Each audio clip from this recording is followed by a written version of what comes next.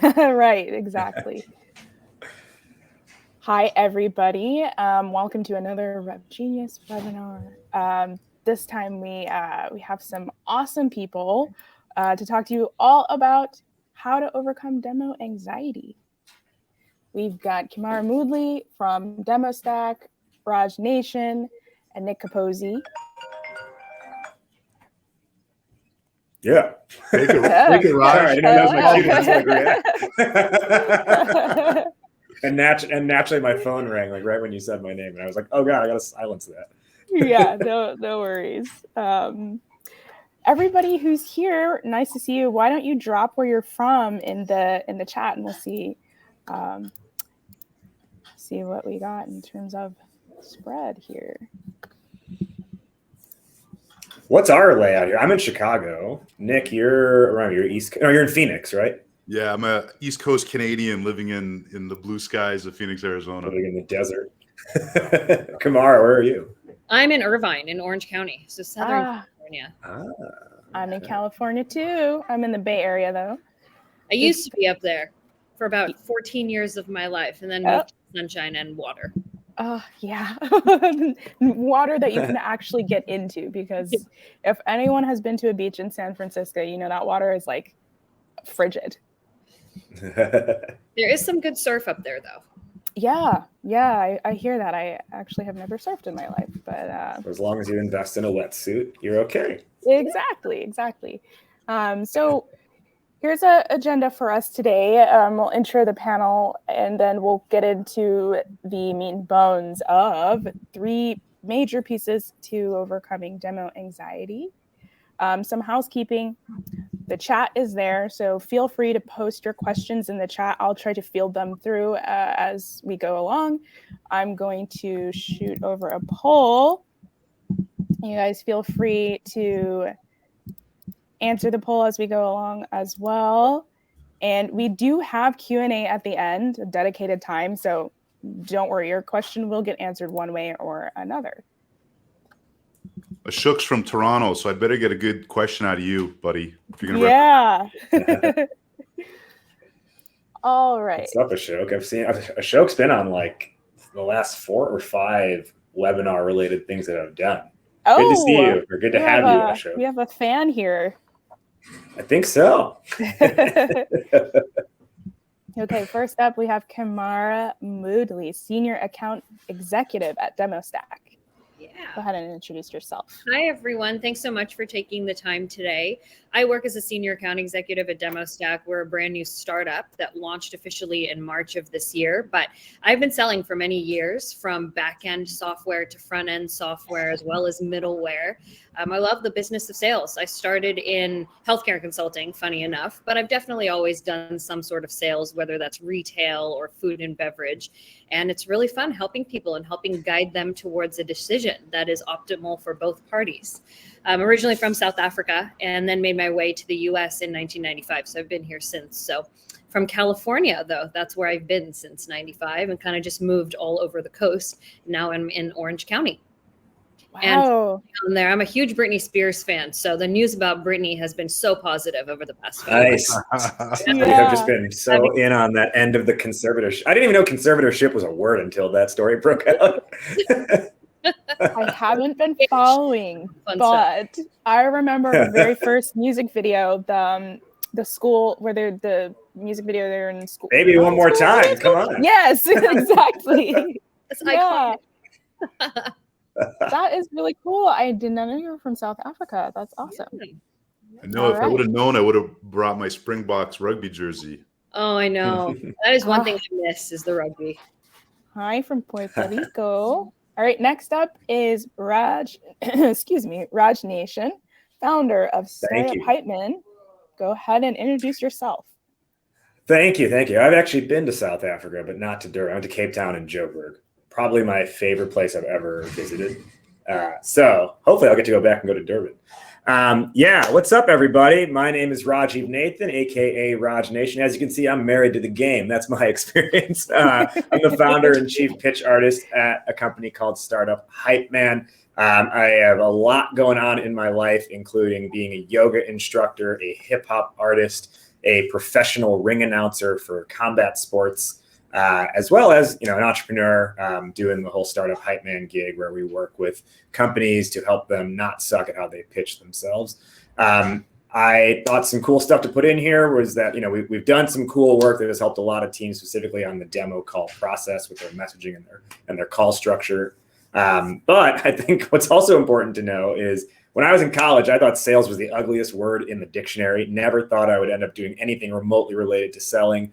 Ended up working in an account executive role out of college. And then and actually that was like the account manager side. So like we would do like client services and upselling. And then while I was at that company, I transitioned onto the sales side, and I was terrible while I worked there. I didn't get any training at all. And I can say I once blew a $10 million plus annual deal while I was on a performance improvement plan. So you can imagine that didn't go very well. Didn't go over well with my superiors. But I have a lot of lessons learned from all the bad stuff that I once did. And I do a pretty good impression of Barack Obama. Wow. We have to hear that at some point. Yeah. You want to do it now? Oh. Well, you kind of have to, bro. Yes. Maybe you can narrate over Nick's bio here. All right, I'll give you 10 seconds on Obama here. Okay. Now look, I'm not going to sit here and let startup Hypeman take over for the introduction of Nick Capozzi. Nick, President Biden would like to hear from you now. Well, hold on. Wait. Did you call me Biden, bro? I said President Biden would like to hear from you. Okay. I was gonna say, I only say that because I'm Canadian. I have no political affiliation. That was pretty good. Yeah. So, great job, Raj. How do I follow that? I don't know. My name is Nick Capozzi. I founded SalesPitching.com, and I have a kind of really unique background. I was in radio in Toronto, Canada for about 5 years. And one day at a party, someone said, "Can you do that radio thing on a stage?" And next thing I knew, I stepped onto a cruise ship in Miami. And I spent almost 20 years in the cruise business. And what we did was we presented live all the duty-free shopping. You think liquor, tobacco, it's really watches and jewelry. And so I have like 20,000 hours of presenting live to 500 people at a time. And I trained and developed like 800 people to do that job on cruise ships over the years. So I've always trained people with presentation skills. So, overcoming demo anxiety is kind of right up my wheelhouse. And then I also do a lot of sales content on my LinkedIn page, which is Nick Capozzi. Feel free to connect with me. And if you ever need a cruise recommendation, I'm your guy. I think I want to go somewhere this next summer, or maybe winter. Winter's a good time for cruises, right? Go to Alaska in the summer. Alaska's where you want to go in the summer. Oh, amazing. Thank you all for introducing yourself. So now let's get right into it. Where does demo anxiety come from? So as you guys are coaching people, what are you seeing as the sources of some of these anxieties?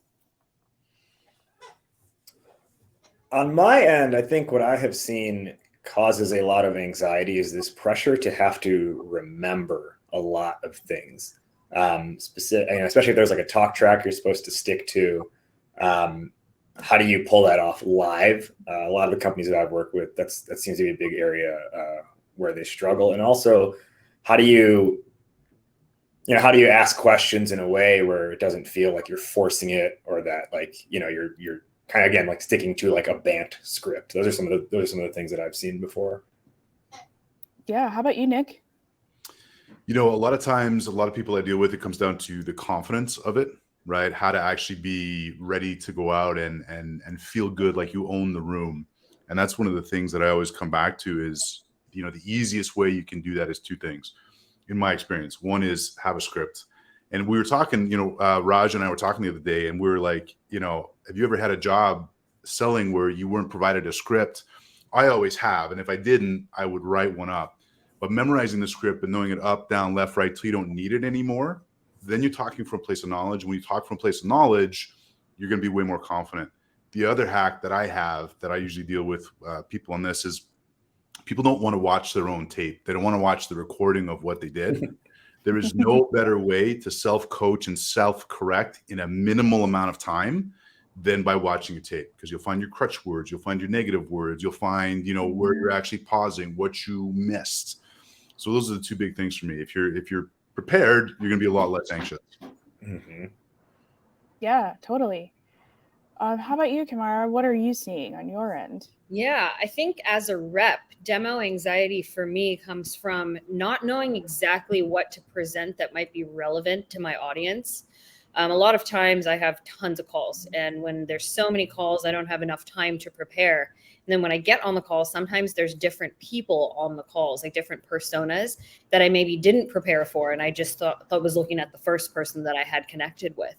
And, not having the ability to really know what I'm showing content wise that would be relevant to them causes me a bit of anxiety, because it seems like it's going to be a fail. I saw a couple of the comments here, and fear of failing. I think that's the biggest thing for me.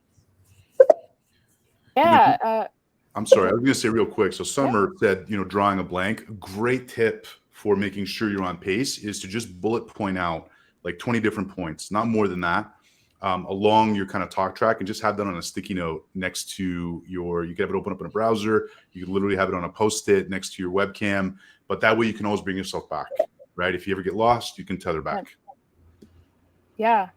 And I'd like to point out so far in the poll that what's causing the most demo anxiety are surprises that pop up while you're demoing a product, right? So maybe your demo instance fails, or your Wi-Fi goes out, or something happens and your demo comes crashing down around you. Are you seeing that too, Kimara? Yeah, that's definitely something that I have been privy to in my sales career, is just being in an environment that may not be stable, and perhaps even clicking on something and it shows something you weren't prepared to show because product was updated. That kind of happens when I'm in a production environment doing demos, which has been my historical career, and my sales career has always been out of production in terms of demoing. Yeah, so it's about how to have that confidence, to Nick's point, to be able to pivot and to navigate the conversation in a different way, to get around the fact that the technology might actually not be showcasing what you're supposed to be talking about.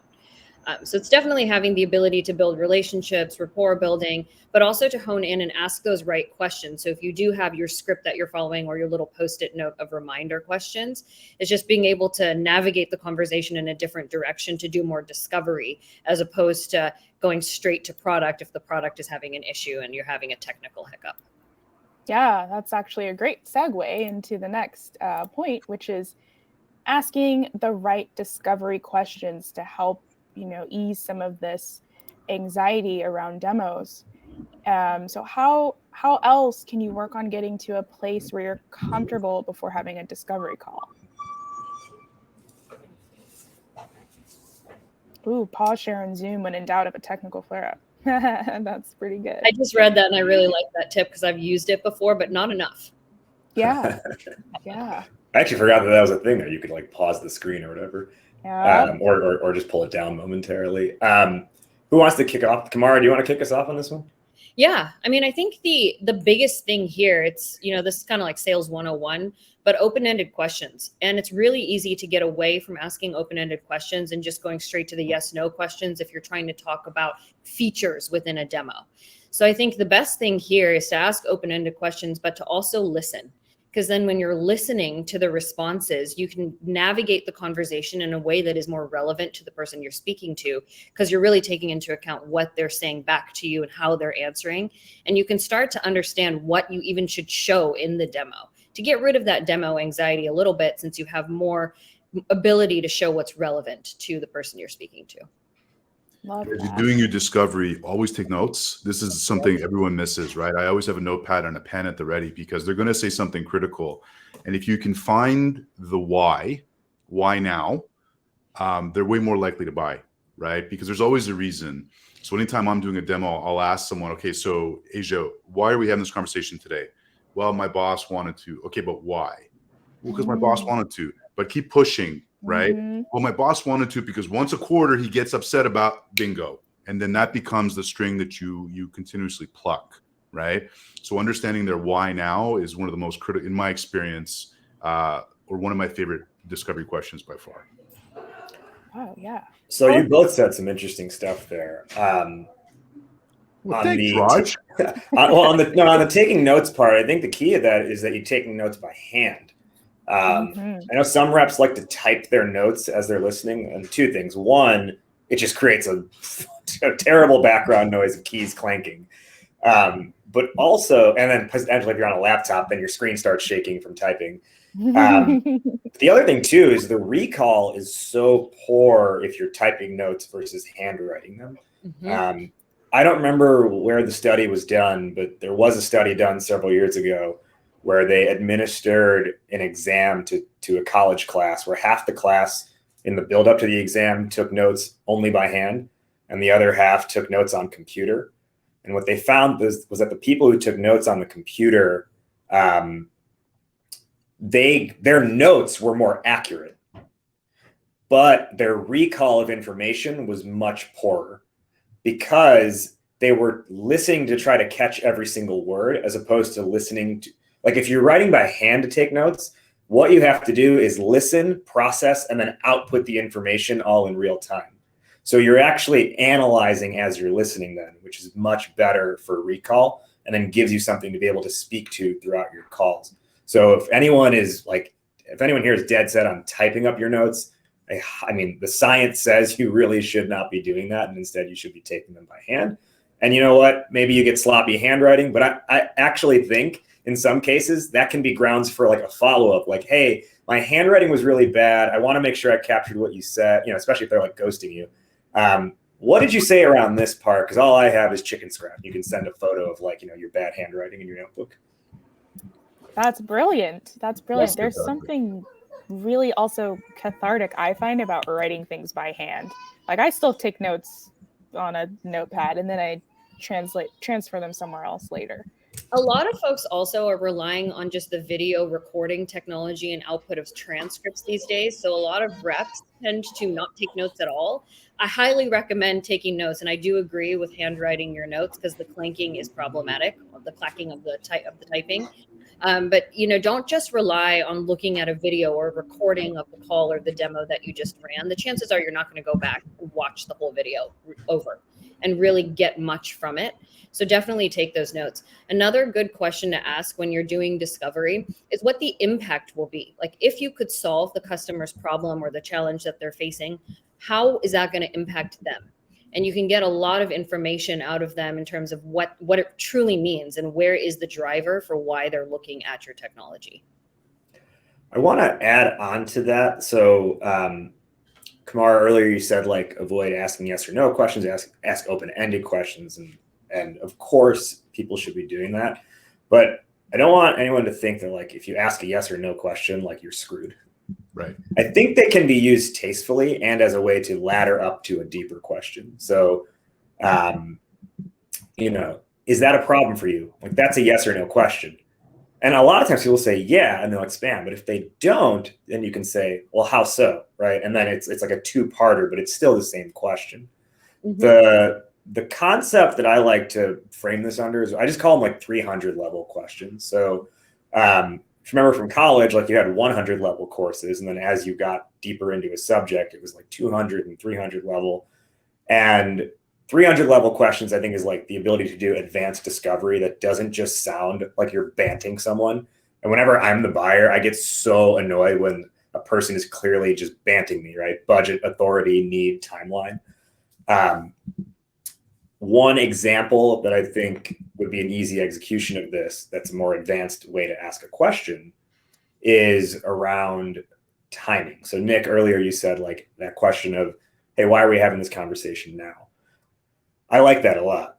I think with the reality from all the calls that I've observed, the standard way a person will ask about timing is they will say, what's your timeline for this? And they just kind of leave it at that. And then the prospect will be we want to get this live in Q4. And so then they go into their CRM and they forecast December or whatever. They forecast November because they say, oh, Q4. And then inevitably their forecasting is way off. When I think about timing, I like to think about it as the timeline that got us here and then the timeline that gets us there. So the two-parter I like to use and I'll teach people on is that question, Nick. And you say, I'm just curious, how come we're having this conversation now and we didn't have it like 2 months ago, or we're not having it like 2 months from now? And what you're doing is getting them to tell you the story of what led to today and what's driving, like, coming out of today. Yeah. And then what they'll inevitably tell you is all that. And then you'll probably get a marker of like when they want to go live by, right? And then you got to like temper that and say, okay, so January, what happens if you don't go live by January? And now they have to prove to you that January is a real timeline. They have to tell you if there are implications of hitting that or not. And then if some people will be like, no, we have to, because there's a full website overhaul taking place and this has to happen before that. Or they'll be like, well, I mean, if it went to February or March, like, that wouldn't be that big of an issue. I'm sure we could work around that. Now, January is not a real January.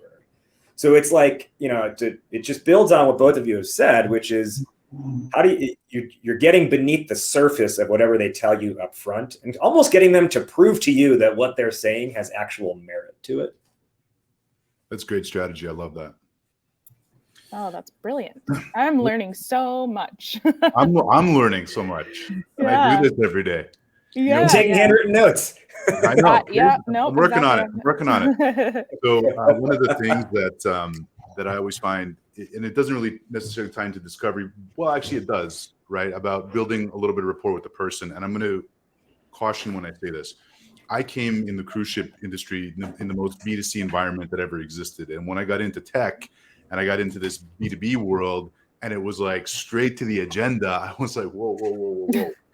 And I got in, some debates on Clubhouse or LinkedIn about this, but there's something to building at least a little bit of rapport, or at least putting some cards up your sleeve. And what I mean by that is if I'm going to have a conversation with Kimara, I'm going to take 2 minutes before our call. I'm going to open up her LinkedIn profile and I'm going to look for some Easter eggs in there, right? Where did she go to school? Does she have any unique accreditations? Do we have people in common? One of the best relationships that I built in the last couple of years was someone actually used to work with my brother-in-law, completely different field. But when that happened, it was like, hey, do you actually know him? She's like, I used to work with him. Changed the whole dynamic of the conversation, right? Another great time, I noticed that a guy had a minor league hockey coaching accreditation. So I wove in hockey real quick into the story. We wound up spending 20 minutes talking about hockey, and then that 5 minutes doing a demo, and the next 5 minutes was him saying, what are next steps, right? And what's amazing about that is, I'm not saying to go and force that, but if you find that natural relatability to someone, what happens is now you can build a champion on their side. And the reality is that if you're selling a widget, there's 10 companies selling the same widget that's very close. But if I build a champion, someone that actually now wants to get to know me because I'm starting to get to know them, what happens is I might be in the top 3 after that first conversation just because of that, right? So just taking the time to just spend a couple minutes, and literally it's just minutes, and there might be nothing there. But you know what? Maybe Kimara and I went to the same college, or maybe, you know what? Maybe I'm from Durban, South Africa originally too. Like, oh my gosh, I just have to, if I may, you're from Durban? So am I. I'm not. But just again, having those bullets in your gun, you might only use them 1 out of 10 times, but that 1 out of 10 time that you get to use it, it's amazing. It has this level of personality, but it also just gets personal really quickly.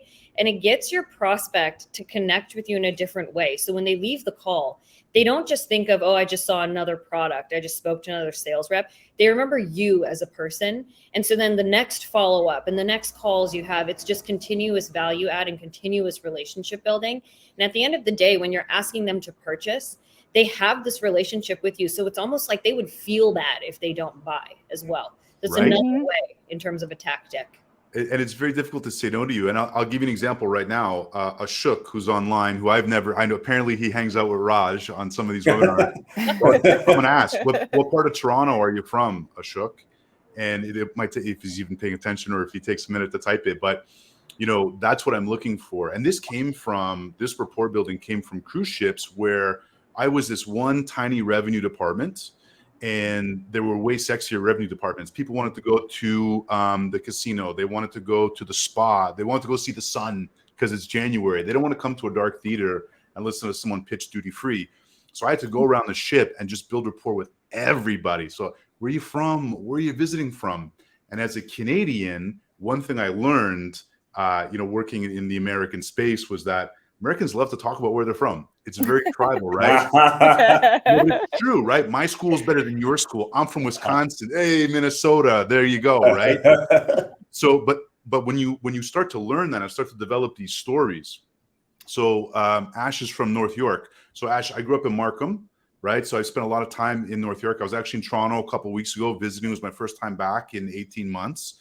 So, do me a favor. And Ashok, I'm going to give you a list of restaurants that I just want you to go and eat at, and just in my honor, because I miss a lot of the home cooking back home. So nice. And please don't ask. I don't know about y'all, but I hate talking about the weather. Oh yeah. It's cold here. It's hot there. We all chose to live where we live. We've made our decisions. Let's just be at peace with that. Okay, I'm with you, Raj. But you know what's interesting? Okay, let's say you find nothing, and I'm talking to you in Chicago, and I just Google Chicago and news. Yeah. Oftentimes, so I was talking to someone a few months ago, and it had just snowed in Austin, Texas, before the big ice storm they had in February. And it was like, hey, did you go out and make snow angels, right? It never snows in Austin, right? So you can play that card, but that's good. But here's one of the things I do when I was training people, because when I was training people on cruise ships, they weren't Canadian or American that were working for me. They were South African, they were Indian, they were Serbian. So how do I teach someone from Belgrade how to interact with Debbie from Des Moines, Iowa, right? So I would get them to find a where you're from opening line. Maybe it was food. Maybe it's skiing. Maybe it's something that they were passionate about. Food's an easy one to go to. So the minute anyone from New Mexico would get on the ship, I'm like, oh, you're from Albuquerque? No way. How does the rest of the country not know about Hatch green chilies? And you would see the jaw drop, right? And they're like, you are so local. Now I have a new best friend. And you know what? That person's going to come to my dark theater the first sea day and not go hang out at the buffet in the sunshine because I knew about Hatch green chilies. And you're really building up this dark theater as like a threatening place on the cruise ship. Be there. But you know what, too? I'm sorry, I'm going down a rabbit hole here, but this is another thing that I find interesting. How many major U.S. cities are we selling into? 20, 25? What do you know about Denver? What do you know about Seattle? What do you know about Boston? Right? It doesn't take long to build these personal data banks of talking points in those places. So if I'm talking to someone from, Denver, Colorado, I got 30 things to talk about. Now I've built that up over the years, but if you just have one or two or three, right, about whatever it is you like, that's local. And occasionally they'll just close the door. They're like, no, you know what? I've never been to the Rocky Stadium. I'm not a baseball fan. Okay, cool. Now we'll pivot to the agenda. But if they're like, oh, you know what? Actually, my family has season tickets. Oh, no way, you're kidding? Changes the dynamic. Yeah, Ashok actually, to touch on this, is rapport building more important than building credibility with the prospect? Or is it maybe like the same thing? They kind of go hand in hand. They do go hand in hand, right? Because people buy from people that, sorry, you're getting me revved up. This is what I talk about all day. People buy from people they like. People buy from people they trust. So if you build rapport quickly, you're gaining that now, oh, wait, this guy's a local. There's a trust factor. If I'm traveling around the world and I meet someone else from Toronto, there's a trust factor there, right? Built in immediately. So ergo, you've earned the credibility by finding that rapport point. But that goes back to how you're using these points of facts that you're researching, right? So if you're talking about where they went to school and you obviously didn't go to school there, maybe don't use that as your point. Because that's where the rapport and the credibility piece could take a negative dive or, nosedive downward if you seem like you're being fake. So you really have to find something you're passionate about. To Nick's point, food's a big one. That's a really good one if you're passionate about food, or whether it's sports or theater or whatever it is, and you've done the research and see they're in a location where there's a specific food item you like. That's going to have a more authentic feel when you bring that up in your rapport building kind of conversation. 100%. I've gotten prospected before where they try and build that like geographical familiarity when they have none. Like one person, I went to DePaul University and our mascot is the Blue Demons. And the email said, "Hey, Raj, my cousin went to DePaul also, and every Thanksgiving would brag about how great of a school it was." And then it went on with the email. And then at the end was like, from one blue demon to another. And I was like, how? The cousin you saw once a year? Yeah. But you know what? I'll just circle back and I'll math this out real fast. 1 out of 10 times, you're going to find a real, genuine talking point, and you invested 2 minutes in that LinkedIn profile research. So that means you 20 minutes, but 20 minutes to do 10. One will work, but that one changes your sales pipeline. And your confidence. Not that I'm passionate maybe, right? about this at all. No, it does. It does change your confidence, right? Because again, now you've built rapport with them instantaneously, right? Yeah. So maybe you can feel at ease going into your demo. Yeah, because then you have the credibility piece too once you've built that rapport. Mm-hmm. Yep. Mm-hmm. All right, let's segue that. We went off on that topic, man. Yeah. You know what? A few of the topics in here, I'm like, oh man, I got to be careful. I got to pull myself back because I could talk for an hour just on that one subject. Yeah. Demos is what we do, right, Raj? Yeah. On the note of like personalization and rapport building and tailoring demos to your prospect, we saw that people are anxious around surprises popping up when you're demoing product, but have you found that you can have some demo anxiety if the content you are presenting isn't relevant to your audience? How do you go about figuring out what's relevant to show in the demo? Yeah. From a sales perspective, I would say it's all about those discovery questions and how you listen, right? But before that, before you even hop on the call and you're doing all of that LinkedIn research, figuring out the kind of company you're speaking with, what does the person you're speaking with do at the company? You can kind of get some understanding and ideas about potentially what could be valuable to them in your product that you're selling, right? Because you obviously know your product. So I personally do this type of preparation and go into my demos and don't just show a harbor tour of the product. I'll instead focus on certain areas that are maybe relevant to that certain buyer persona or profile. Maybe somebody is in leadership that I'm speaking to. They might be really interested in analytics and metrics and data points. Whereas if I'm speaking to a person who's evaluating to actually use the tool set, maybe they're more interested in the features and how easy it is and quick and saving time in terms of putting out whatever it is you're implementing with the tool. So I think that's the best way for you to start to tailor. But taking it a step further, when you think about the rapport building piece and all this research you're doing into their schools and all the stuff that you might want to bring up in the conversation, that kind of information also goes well if you kind of put that content in your demo or in your slides, whatever it is you're showcasing on these calls with your prospects. So as an example, when I demo, if I'm speaking to a company that's like a media company, like a Disney, as an example, who I've worked with before, I love to put their character names somewhere in my demo text or anywhere that I can put that in, because it just gives it this more personal feeling. And it might not even be functionality of your app, but just seeing something that's resonating with the buyer on the screen, they get excited. And it goes back to that credibility, the rapport building, all of that. And all of a sudden, you have a different level of engagement. Brilliant. That is brilliant. It's funny you mentioned that, Kimara, because one of my clients in the past, they defaulted their test demo environment to just be Game of Thrones characters, but it only landed like half the time because they'd say, "Oh, do you watch Game of Thrones?" And the person said no. Well, they're like, "Oh, well, these are Game of Thrones names," and it didn't hurt them, but it also is like, I think there's such better opportunity, like you said, to just use things that might be relevant to them. The two things that I think come to mind for me with this are making sure you are showing like relevant industry. So, in the case of Disney, right? Let's say you were demoing another client who was like a small business. Yeah. If you show them, hey, here's how we do it for Disney, they're just going to think the whole time, I'm not Disney. This will never work for a small organization like ours. And I think what I see happen a lot is this over reliance on big logos. But big logos are irrelevant if it's not within your customer profile that you're talking to. Exactly. The other aspect is being able to talk in a way that relates back to what they have told you earlier. So assuming you've done your healthy discovery, like we talked earlier, instead of just saying, hey, here's this widget, here's what it does, you say, remember how earlier you said you were having a problem with this thing? Well, let's look at how we actually solve that and make sure you never have to deal with it again. And then you show that part, right? So it actually makes what you're saying relevant to them as opposed to just a blanket walkthrough of features. Yeah, that's great. That's fantastic.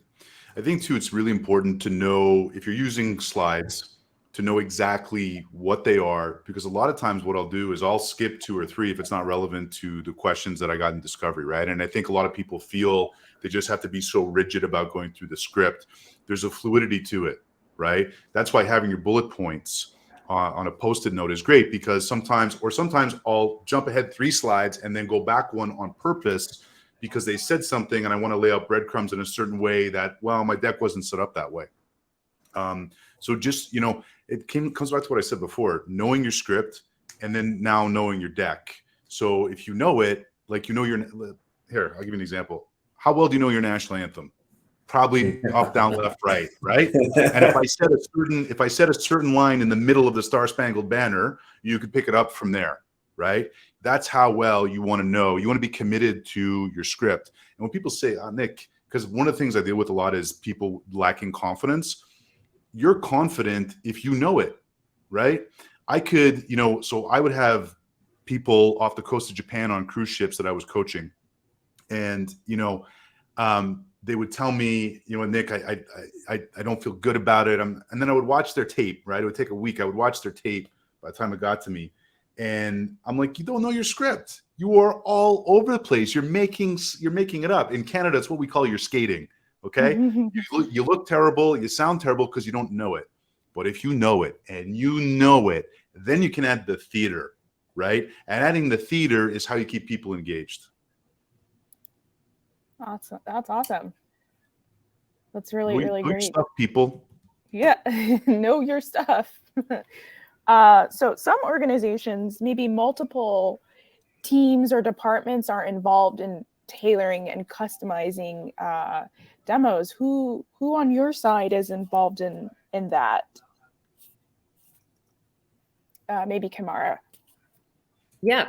Who on my team is involved in tailoring? Yeah. So, it really depends on the organization. I'm one of the reps who really likes getting into product and being technical. But when you're trying to do excessive tailoring, like above and beyond just text, like think about images, graphs, charts, there's a lot of things that are showcased in a demo that if you could change it, it would be very impactful for the prospect. But, those things require engineering efforts. It's typically sales engineer first or demo engineer. There's a few different titles, solutions architects, solution consultants. But then, if you're changing the actual product or your demo instance, it's typically engineering that needs to be involved. And it becomes kind of difficult to do that at scale when you have a ton of demos. So that's where you can start to think about, okay, how else can I get creative with this? And that's really where DemoStack comes in, to be honest. That's why I came to this company, because our tech can do that. But I think with regard to tailoring, it's what would make sense to get the deal across the line, but is also very valuable to the prospect. So it might be just text that can do it in the case of Disney I talked about. But to Rajiv's point, it's not going to make sense if you're speaking to a small business and showing such large business types of data or metrics. So you want to be sure that you're doing the things that make sense for the org and the persona that you're speaking to then also drive your deal. And use the appropriate team members to help you. So sales engineers there would be your best point of contact to help create those kinds of tailored demos. And if they need to, they can likely work with engineering to get things done dependent upon who the opportunity is for and revenue size and all of that. Yeah, I actually, from my perspective as someone who buys software, when I want a demo, I want to see the actual product. How do you decide? And I've been in demos where I just get, they walk through a slide deck. So, and then I'm like, wait, I want to see how this works. How do you decide when to do like a deck demo versus a product demo? I'm a fan of always showing product. Mm-hmm. So I show product on the very first call. I think it's important to give a lay of the land though, right? Not everyone loves slides. So I do open up with an agenda and I'll ask the question because there are some prospects who hate slides. And if you show a slide as well as you might be able to build rapport and as pretty as your slide might be, they might just really be turned off if you show it. It's that kind of person that does not like slides. So I'll typically ask and say something to the extent of, I have a few slides. It's just an overview and a background of the company, but I'm going to then hop into a demo. Is that okay with you? You know, are you good with that? More often than not, they say yes. And then they do ask questions, but it's about also doing discovery when you're in the slides. So I do a bit of a combination of both, unless somebody is very adamant about no slides at all, then I'll hop straight into the demo. But I do think it's important to show the product as long as you have that confidence to showcase it and the ability to showcase it. I'm not sure, but it's actually a good question to ask the group here. Are all of you able to actually show product? So I've definitely been at orgs as well where it was hard to get access as a rep to show demos. Interesting. You know, something else that's interesting along those lines, and I've only seen this once or twice, but if it's possible, it's unbelievable. If you can actually give them control and let them work their way. There's a tech out there, and forgive me, I don't know what it's called, but literally you can give them control of the mouse, and then I think you can do that on Zoom. Yeah, you can do it in Zoom. Perfect. See, I'm not a tech guy. That's the tech you're talking about. But if you want to really get my attention and make me feel like I'm using your product, right? Let me have control of it. Let me slide things. Let me click on this. Show me how easy it is to use by actually letting me use it. You want to talk about getting someone addicted to something quickly, right? Yeah. Now, Nick, in that process, how do you still like maintain control and prevent it from like running hog wild? Because they can be like, ooh, what's this? What's this? What's this? What's this? I think if you just set the expectation of, okay, so here's what we'll do. I'm actually going to give you control right now, and I'll walk you through, you know, what we'll look at. But I'd love for you to actually feel it and touch it, right? It becomes sensory, right? It's like I said before, there's theater to this. So the more that you play on that, the more that they're going to be engaged. And, you know, we haven't really talked about this, but maintaining engagement throughout is the key, because you might have the best product in the world, but if you don't have the person engaged or their camera's off or they're on a second screen, then are they really paying attention to what's out there, right? Earlier, Asia, you asked about like the slide or just the demo thing. I'm a huge advocate for preempt the product demo itself with a presentation, but people will hate your slides if your slides are bad. So the presentation has to be something that tells a story, essentially making the case for why change is a good idea. And so what that does is it tees up, it gives context to the product then. And so if you successfully deliver that presentation, they emotionally buy into the idea of working with you. And then showing the product is really more of just like getting a visual wraparound, like a peace of mind of it, than having to like win on the specific slider bar of the product itself. And to Kimara's point, always like show them something. I think they've got to be walking away having some tangible idea of what could be at hand for them. And I like to advocate for give the drive-through version of the product, especially if you have a multi-call sale. If it's a one-call close, then maybe you have a different strategy, but even then I would probably even advocate, give the drive-through version of your product. You always have in your back pocket as a potential next step, a technical demo where they can go into the weeds of it. But at a first look, and Kimara, you probably got a lot of experience with this, at a first look, what they are seeing, since it's their first time, it cannot come off as overwhelming. And if you show everything your product does, maybe you've used it 100 times, but they never have, and it's going to feel pretty overwhelming. That's a really great point, Raj. If they get that little sneak peek as well on the first call, it just tees you up for that technical demo. They go, oh, I remember I saw this. I was thinking about it. And then they all of a sudden come in with more ideas about how it can even impact their business. and their use cases and all of those milestones they're working toward naturally come out because you've given them a glimpse and are working with them to solve their challenges through product. So Anne put in the chat that she works for a digital marketing agency. So I'd love to hear what you guys think. But one of the things I would do, because look, I get every single day, I get digital marketing agencies reach out to me, right? I mean, every day. So if you do get me in a demo, what I would do is I would really pick, because it all kind of really sounds the same. I would use case studies. So the biggest part of my presentation would be using case studies so that I can start to visualize how my company could have that same kind of success as that other company that you worked with did, right? And I think that's something that's often overlooked is case studies, depending on what you're selling, obviously. But, you know, our client was at A, and they never thought of going to B. We got them there, and now they're at C.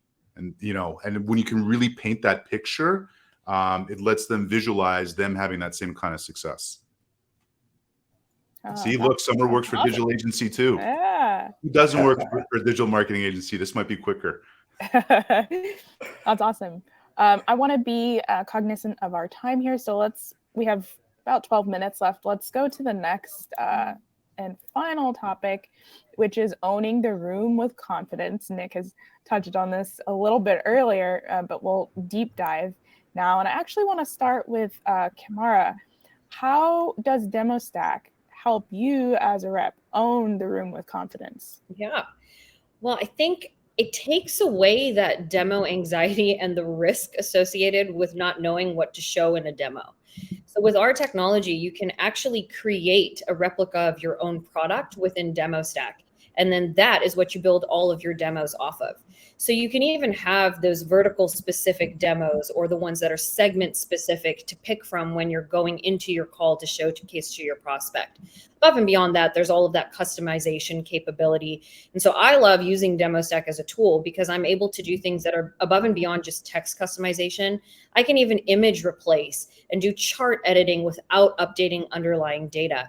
And I know what to expect from my demo because it's predefined. So there aren't going to be any surprises. It loads very quickly as well. So it really builds my confidence because as I go into my call, I know what's in my demo. I know what's going to come up if I click in a certain area, and it really drives the conversation just a little bit more smoothly because I'm not, worried that there's something that's going to pop up unexpectedly or have an issue with the product in itself. Yeah, I mean, 85% of people said that is what causes them the most anxiety is surprises popping up while they're demoing product. So going in and knowing what's going to happen and not having, oh my gosh, this is going to crash on me, or my instance isn't going to work, or something has changed because everyone's using the same sandbox to demo. Exactly. Yeah.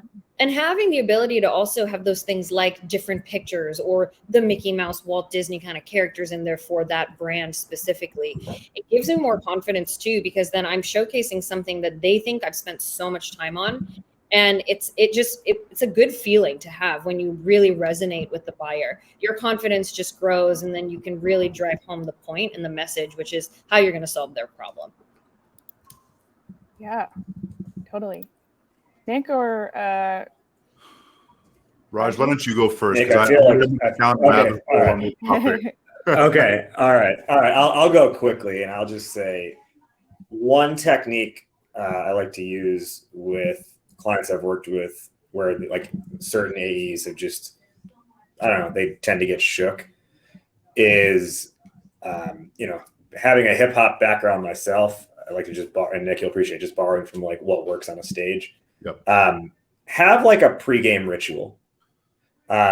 So whenever I perform a show for a good like 20 minutes before it's time to go up, I will like just go find a corner somewhere, crouch down, talk to no one, drink coconut water, and just like get in the zone. And that's my thing. And I intentionally stop talking to anybody for a good 20 minutes.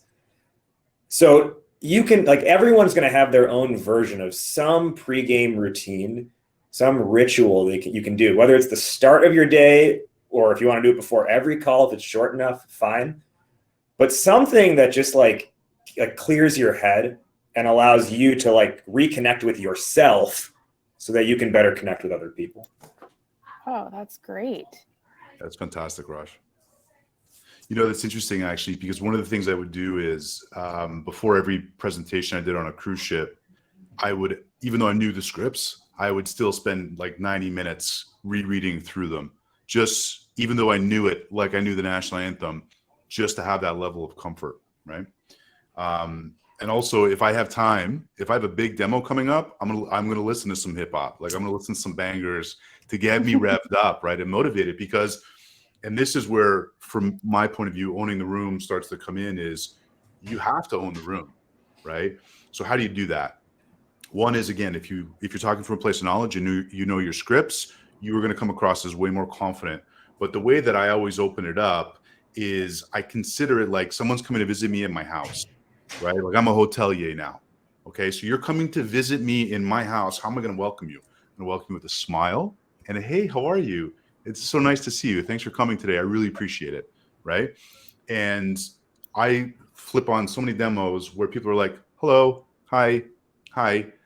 You have to have some level of energy, right? And it's, listen, I don't with their camera off too, right, Nick? They're saying hello and their camera's off. No, but you have to know that someone is there on the other side, right? You have to understand that and acknowledge that and just be comfortable with that fact. But having energy, whatever level of your energy is, raise it 20%, right? Asia doesn't have the same level of energy as I do. Raj is maybe a little bit closer, but if you turn it up. You caught me on a bad day. No, I'm teasing. I know. No. It's all good. It's all good. But just think about, how do I turn it up 20%, right? And then however you open up your demo, go and practice that in front of a mirror. And this sounds ridiculous. It is incredibly effective, because you'll start to understand your facial expressions and your body language and how you are going to be engaging and pull people in, right? But you really need to think of yourself, again, as a hotelier, very hospitable. Thank you, welcome, how you doing? You open with that and you're talking from a place of knowledge, the entire direction of the conversation is going to go in a different place, right? One more thing on this in terms of owning the room, and this ties into a lot of confidence and charisma. How are you lit, right?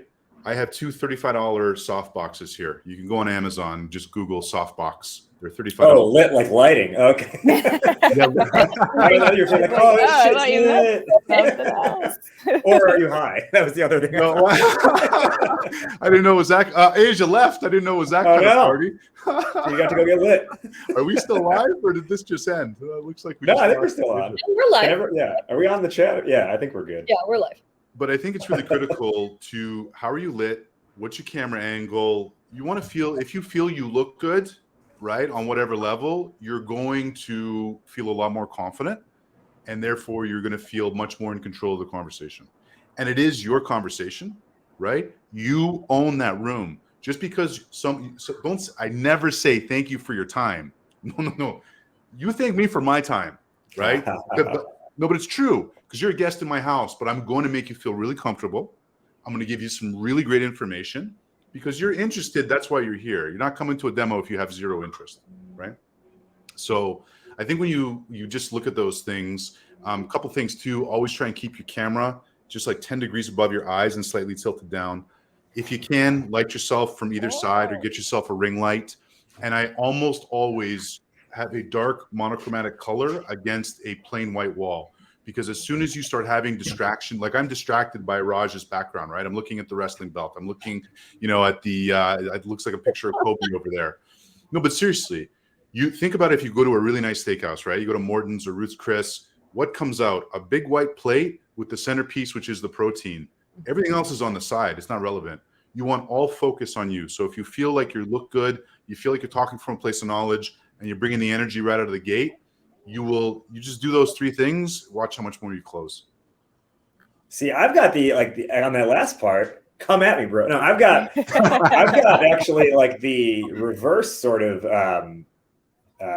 mindset and motto, which is what creates conversation, right? So like I've had sales calls where people will be like, "Is that a Hamilton book? Are you into Hamilton?" And we'll spend 5 minutes talking about our shared love for Hamilton. And then I'm like, well, this is an amazing connection now that we have, which, you want to follow up with the guy who also likes Hamilton or so on and so forth. So I probably could shore it up. It's pretty busy. I was like, here's everything I like. Have it all. You think it's a mix of the two. You can have a happy medium. I get asked about the plant behind me all the time. It's a huge Because because a lot of people are plant people, right? And they want to know, like, oh, it's fake. Guess what? It's fake. So you know what's interesting, and I'm really glad you guys you fought me on that, because where I got that from is I create a lot of content on LinkedIn, right?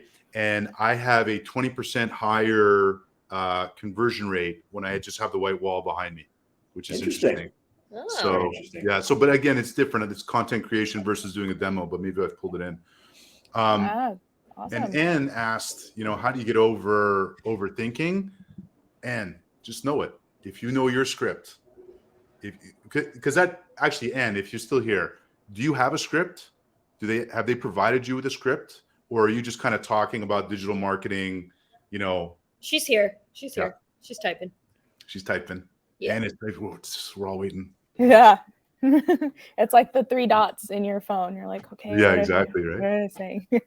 Yeah. The scripts, while she's typing with the script stuff, then I think, and I don't know how you like to structure scripts, Nick, but I always try to it's not just that you have the script, but it's within a framework as well. So it's like, can you remember what part of the framework you're in? Yeah. So if you get tripped up, it's like these little mile markers along the way that get you back on the road. So 100%. And, I think maybe I didn't say this earlier. I'm a big fan of scripts and having it memorized till you don't need the script anymore. Yeah. Right. And then you revert back to the bullet points. So if you know it, right? And no one can push you off that. Everyone is going to assume that you know what you're talking about till you prove you don't know what you're talking about. But if you're following the script and you know what it is, then you're tight. Man, this was fun. Yeah, we've got with the script thing. If you have that script and you know it, then you can be confident in what you say. But at the end of the day, remember that you're selling to a human being. You're talking to people. People buy from people. So if you have a human connection, don't even worry about it. You will overthink. That will happen. As a sales rep, I do this too, even to this day. And I've been doing enterprise strategic sales for years. So taking a pause and listening really will help you as well. Stop the overthinking, because you'll have to really think about what they're saying to you and how to respond. So you don't need to so much go 10 steps ahead and think about what they're not going to say or what they're going to think and all of these things that kind of contribute to overthinking. And they're human beings. So, you're totally okay being honest and taking a pause and saying, hey, I'm thinking about these things. How do you think about them? So even surfacing it a little bit too, to help with that conversation and the rapport building and all of that. Because again, it's human beings talking to human beings, and that's really what matters. Yeah. Exactly. This is a great way to end it. Yeah, I know. We're at that was a mic drop line. It was a mic drop from Kimara Moodley. Follow her on LinkedIn. She's going to be there all week. My internet actually cut out, funny enough, as we're talking about all these technical issues. So. Wow. Anyway, my internet cut out, but I'm back and I'm here to close everything up. Thank you so much. I learned a lot. I hope everyone else did too. Thank you, Nick, Kimara, Rajiv. We will see you around at another RevGenius event. Maybe at Rev. Right on. Thanks, everybody. Appreciate y'all. Great day. Oh, nice to meet you all. Bye. Bye. See you guys.